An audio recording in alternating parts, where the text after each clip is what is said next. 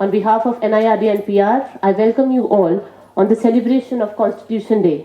It was on this day in the year 1949 when Indian Constitution, the longest written constitution in the world, was adopted, and January 26, 1950 was chosen as the date of commencement of the Constitution. हम भारत के लोग भारत को एक संपूर्ण प्रभुत्व संपन्न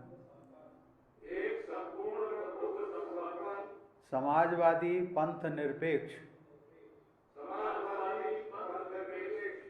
लोकतंत्रात्मक गणराज्य बनाने के लिए तथा उसके समस्त नागरिकों को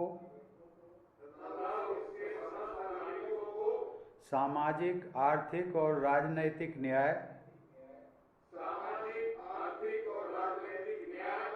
विचार अभिव्यक्ति विश्वास, धर्म और उपासना की स्वतंत्रता, प्रतिष्ठा और अवसर की समता प्राप्त कराने के लिए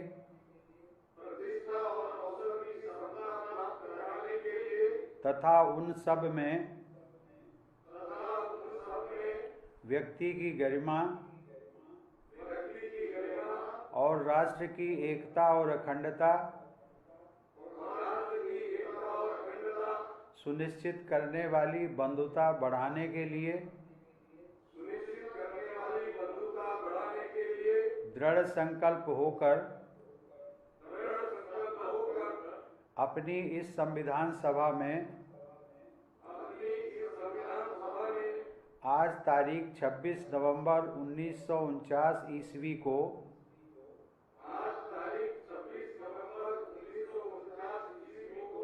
एतद् द्वारा इस संविधान को अंगीकृत, अधिनियमित और आत्मार्पित करते हैं। धन्यवाद।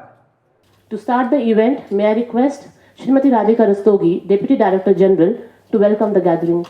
A very good morning and welcome to all of you for celebrating the Constitution Day.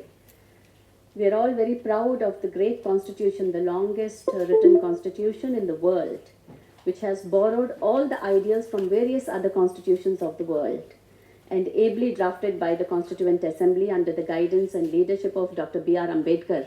It's a testimony to the various values, ethics that this country is supposed to uphold.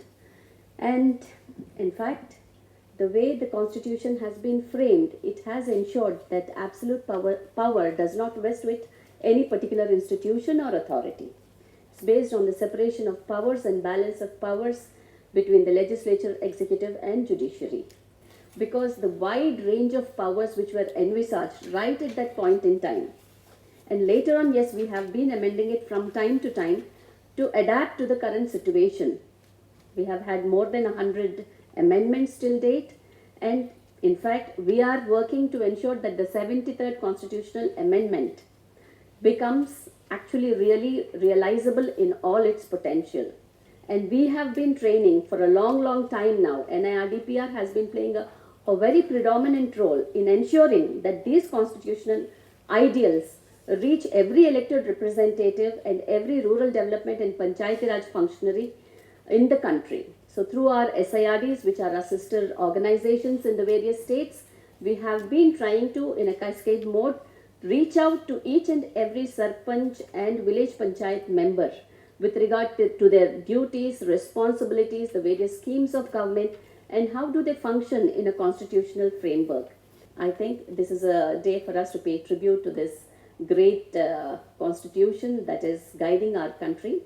All the very best. Our guest speaker today is Dr. K. Murli, Assistant Professor, Nalsa University, and he would deliver an address on constitutional values and fundamental principles of the Indian Constitution.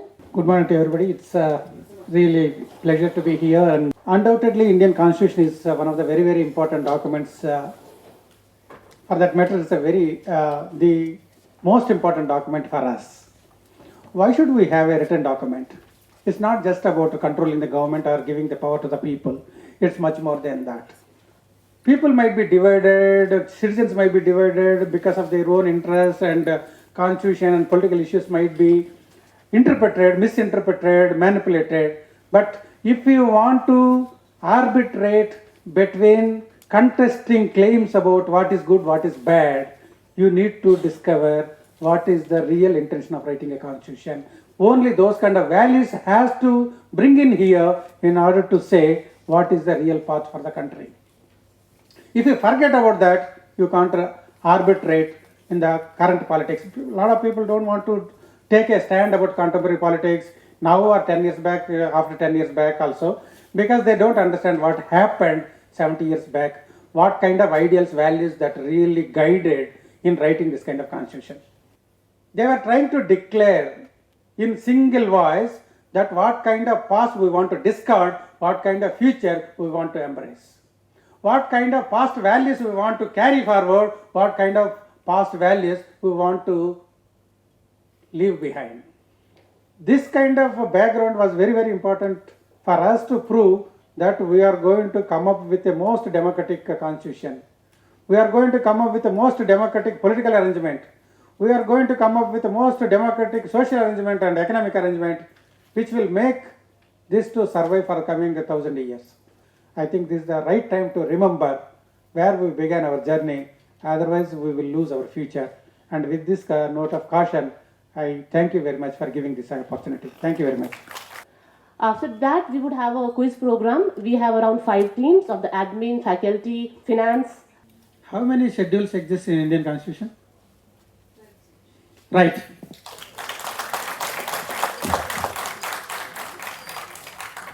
For the election of Constituent Assembly members, what is the criteria?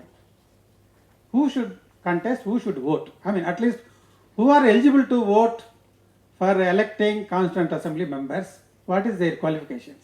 Universal adult franchise came to India only after 1950. Okay. Before that, there were certain qualifications for voters. Only some people can vote. Everybody can't vote. There are 2 important qualifications for being a voter. If you say even one, I'll accept the answer. Education. Very good. Education, and I'll give, we can take another 5 marks for another group also if they say the second criteria.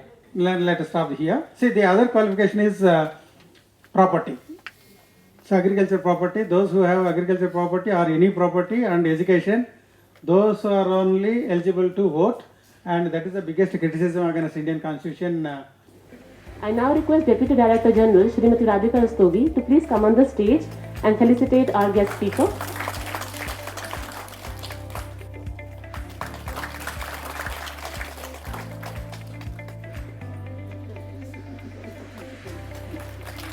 May I now request Registrar and Director Administration, Lieutenant Colonel Ashutosh Kumar, to kindly propose the formal vote of thanks.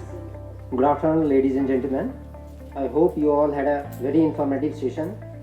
On behalf of NIRDPR, I extend a hearty vote of thanks to Dr. K. Murli, Assistant Professor, Nalsar University, who, despite his busy engagement, graced the occasion and shared with all of us the deep insight on the constitutional values and fundamental principles of the Indian Constitution.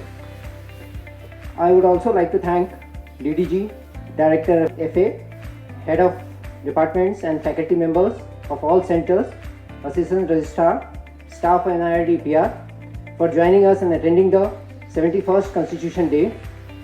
I also thank all the members of the quiz competition who participated with zeal and enthusiasm. This program will not have been possible without the support of audio, visual and CICT team. I extend my gratitude to every member of NIRDPR who helped us in conducting this program successfully. Thank you very much.